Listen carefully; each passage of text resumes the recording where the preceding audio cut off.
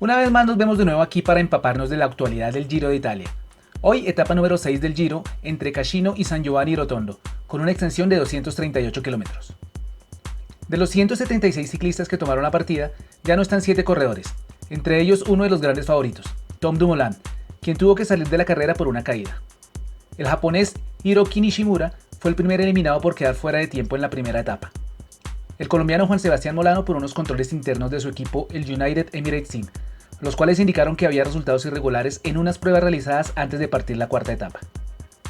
El esloveno Christian Koren, del Bahrein Merida, quien fue sancionado provisionalmente por la UCI, por una presunta participación de dopaje practicado entre los años 2012 y 2013. El español Dani Navarro del Katusha, quien fue el más damnificado de una caída masiva presentada en la etapa 4, y quien por fortuna se encuentra estable, después de sufrir fractura de clavícula y de 3 costillas. Y hoy abandonaron el francés del CCC, Laurens ten Dam, y el australiano Robert Power del Sunweb, que estuvo presente en una caída. Precisamente en esa caída que se produjo en el kilómetro 22 de la carretera, también estuvo involucrado el líder Primož Roglič, junto a Rafał Majka e Ilnur Zakarin. El Team Jumbo-Visma trabajó rápidamente para que su líder no perdiera tiempo y se reintegrara prontamente al grupo. Por fortuna los corredores no tuvieron mayores consecuencias y pudieron continuar en carrera.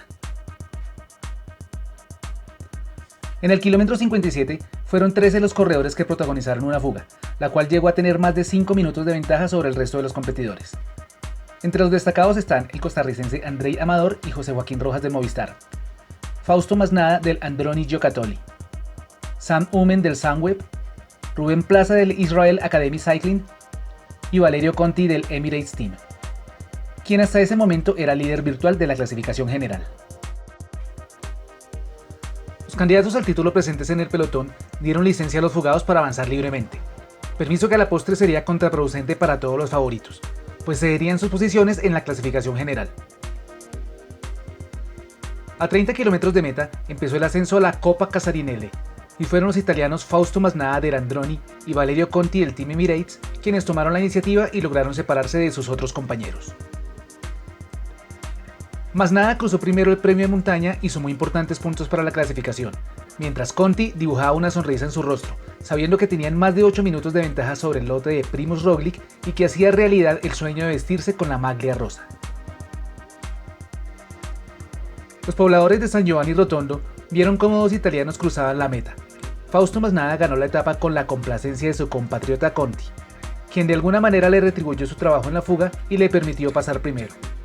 Pero el premio mayor fue para Valerio Conti, quien por primera vez se vistió de rosa y de paso le dio al Emirates Team su primer liderato en grandes vueltas.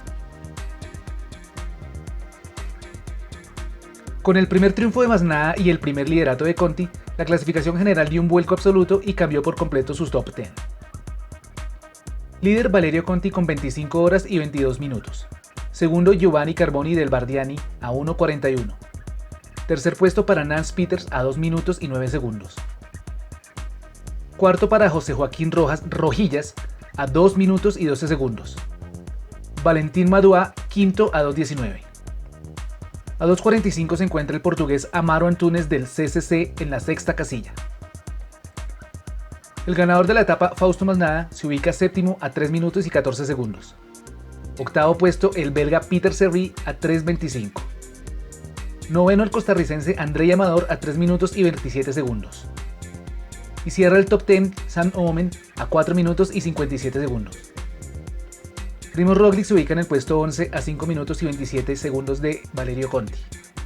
Los puestos 12, 13, 14 y 15 son para Nicola Conchi, Simon Yates, Vincenzo Nibali y Miguel Ángel López. La etapa número 7 se correrá entre Basto y L'Aquila con 185 kilómetros. Será una etapa bastante movida y con ondulaciones constantes. El único gran premio de montaña es el de Svolti di Popoli. El último tramo es una pendiente de 1500 metros con una gradiente del 7% y un pico máximo del 11%.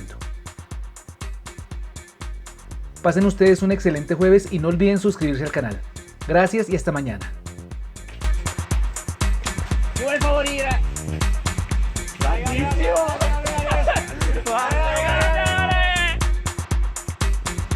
Bravi! Dai che è finita, è troppo duro finito! grande. Número 1. Draghi.